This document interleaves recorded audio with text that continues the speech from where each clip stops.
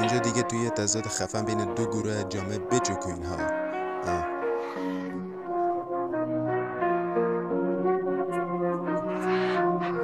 میدم بهشون دست چک توی کل صفحه بس ورس.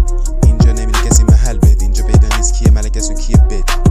میذارن شم رو فوت میکنی میخوری کیک، نمیدونی به جنگ یا بدی بهشون عشق، نمیدونی چجوری بکنی در برشون تو فیک.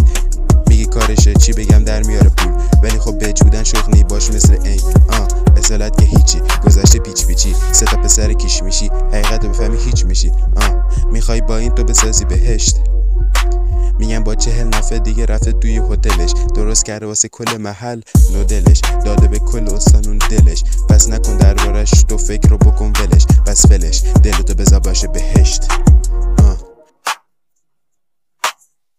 دل بره من شده یه پا کوین، بچه تو داره فاز کوین، زیاده بچ ولی یکیه کوین کوین کوین کوین.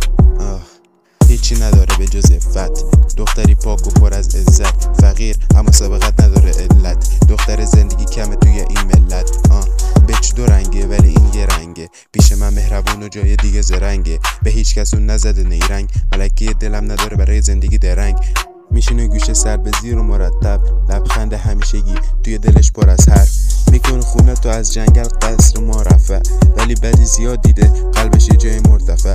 توی خونم خیلی زیبا و مهربون، وقتی ناراحتم میشه برام هم زبون.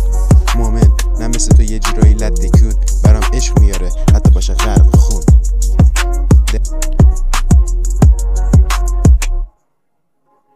دل بر من شده یه با کوین، بچه تو داره فاز کوین، زیاده بچ ولی یکی کوین کوین کوین کوین.